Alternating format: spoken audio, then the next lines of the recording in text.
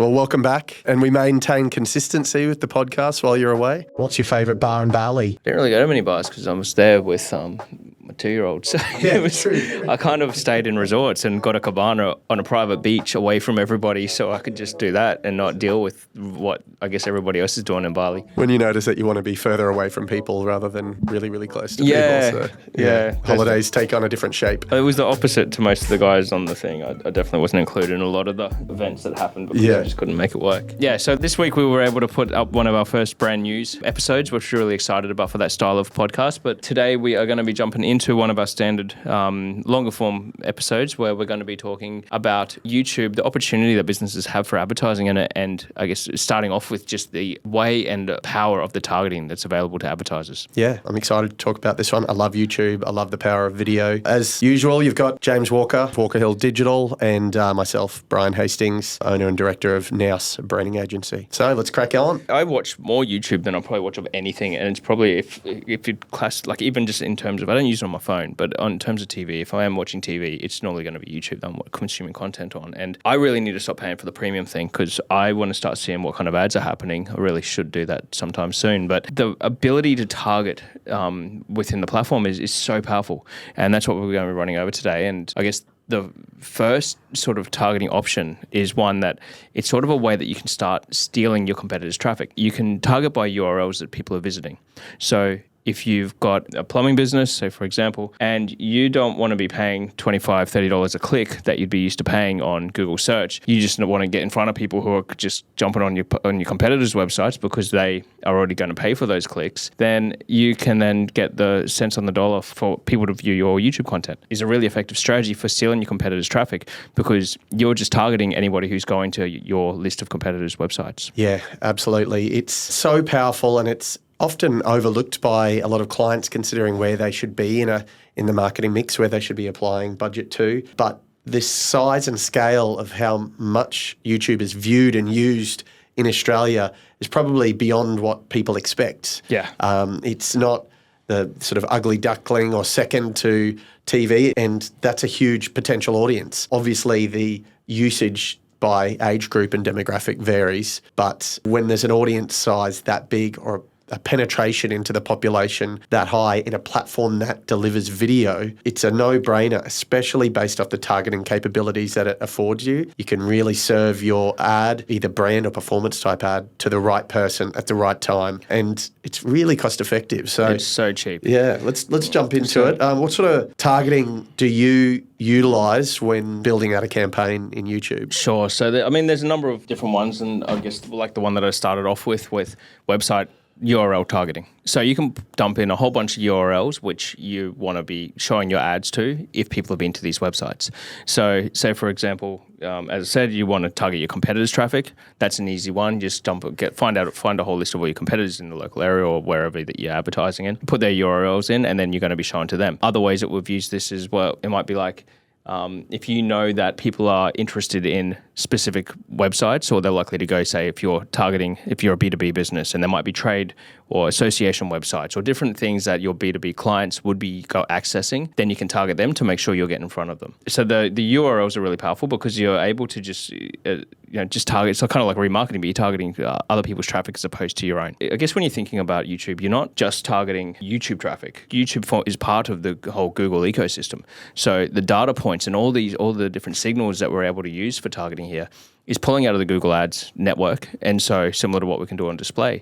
So when we think about, all right, well, we've got interest targeting, we've got all the affinity audiences, we can create custom audiences, and all the different signals that are being received from Google, from Maps, from Gmail, from search, from all the different platforms. These are all combining into different targeting options. So I think the next one that we want to is really effective is using search. So you can put in keywords that people are actually searching for that you want to be targeting. So again, if you're in a very high cost per click industry, you don't want to be spending, up to $100 per click on some of these different these terms.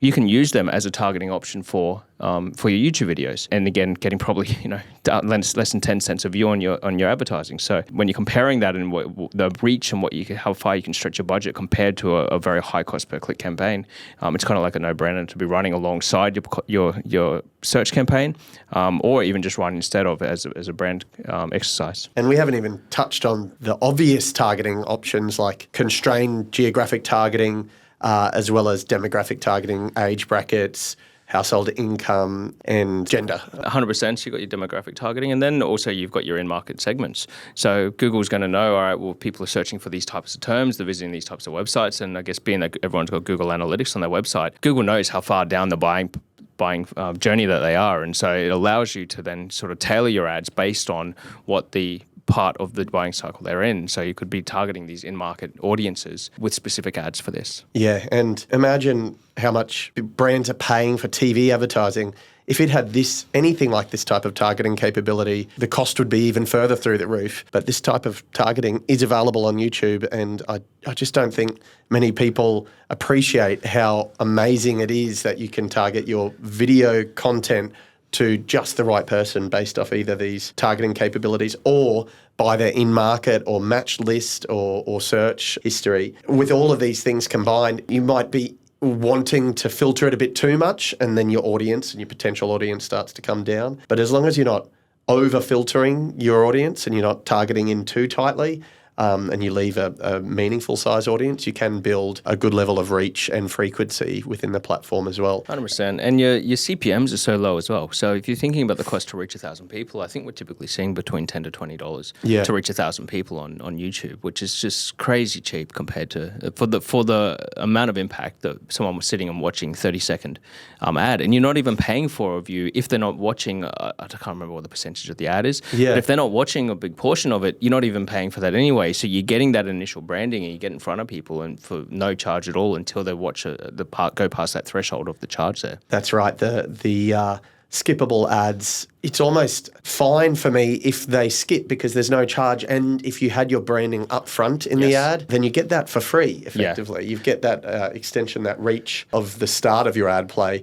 It's also a good way of testing the effectiveness of your ad or the engagement of your ad. How long are people watching the ad before they drop off and hit skip as well? Yeah. But getting that metric, or what's your cost per completed view, is a really good combination of understanding the value of your creative and how many people you're reaching. Yeah. And it's definitely something that is sometimes a little undervalued compared to a click through to the website.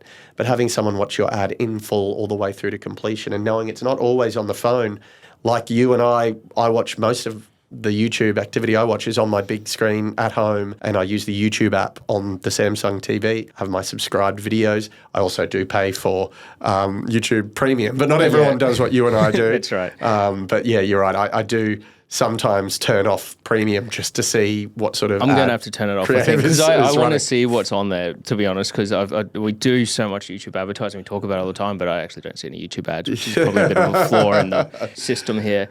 So I guess back to targeting, and I think you briefly touched on that before, is the customer match list as well. Super powerful. So that is your own first-party data that you can be advertising. So you've got your Shopify list. If you've got sales data or whatever, you can then be uploading that into the Google Ads platform and be serving ads specific to these people. Yes. And then also creating similar audiences as well. So then just like the lookalike audiences on Facebook, uploading your own customer data or any of your newsletter list or whatever you have, uploading that into the platform and then making sure that, telling Google I would like to give me a list of more people that are similar behaviors as the people on my list. And again, that opens up who you can reach within the platform. That match list is really powerful. Even taking the displaying of the right type of video further down the funnel when we've understood where someone's at in their research process. If you pair it with a marketing automation platform like Marketo or HubSpot, where you can create lists based off triggers or based off their on-site behavior, you can start to have categories of your customers defined by where they are at in the lead process, and then feed that list back into your YouTube targeting to serve them the right type of video at the right time. Maybe they're a little bit closer to conversion and they need some customer case study videos. Maybe they're an existing customer and you're trying to reduce churn, so they go into a different YouTube targeting channel, but you're not wasting budget on serving sales videos to existing customers and vice versa. Yeah. And I think one of, I guess when you're thinking about getting really granular with your targeting, is a really powerful option YouTube has is the ability to target by channel and by even just by a specific video. So you might be, I guess for an example, we worked with a client who services luxury cars, and so they've got a very specific niche. They only have they'll only work in the high end car side of things, and so we decided, all right, well, we know that people who are likely to buy a high end car are probably going to watch reviews about it. I mean, there's going to be a lot of people that can't afford the cars ever, but they still just like car videos. But I think trying to think about, all right, well, what's that customer journey of going through that purchase? How do we get in front of these people? And so then we're picking channels and stuff that do a lot of videos or reviews and stuff, comparison videos between some of these different car models, allows us to put YouTube advertising on these channels. So that way when they're looking to get, I think they do like the wraps and different stuff on these kind of cars, they're going to be thinking about it if they've made a purchase. Yeah. Coming down to the cost, just to put it into context, to serve video ads on other leading mastheads like Taste or Nine, for instance, or even realestate.com, you're going to be paying on a CPM model, and sometimes around $30, $40, $50 per 1,000 times the ad is started to be served. When you compare that to YouTube, if you're paying on a cost per view model, or even if it is impression based, it's significantly less because you're only paying for that performance. You can end up with CPMs, if you were to compare it side by side with the likes of Taste or realestate.com, of 80 cents to $1, $1.10, as opposed to the $40, $50 CPMs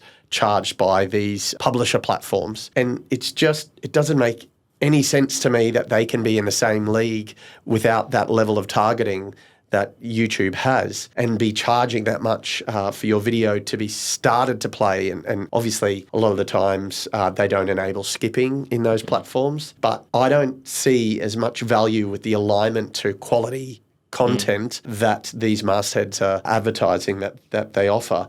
I think a better contextually targeted YouTube campaign will be cheaper and more engaging and more relevant if you've used the targeting attributes right. Yeah, 100%. And then, I mean, another value add that you can do on this platform is knowing that if someone's watched one of your videos, so you've got your targeting down, you've tested a bunch of different audiences, you've got ones that are engaging and watching through your video, and then you can set your remarketing audiences based on watch time. So then you might be like, all right, cool, now I know that people have watched 75% of this video. I feel that they're pretty interested in what we've got going on here. So you're almost moving people down along the funnel, and then you're remarketing with different content, different ads, different placements. You've got your bumper ads and shorter form stuff, continue having different touch points. That we want to have continue that sort of full funnel strategy from discovery on using your sort of more interest-based, keyword-based targeting through to your remarketing lists and people who have watched your video content to bring them through to ideally take an action as to what you're trying to achieve with your videos. Yeah, I'm glad you covered off bumpers and even that supporting display in terms of remarketing, because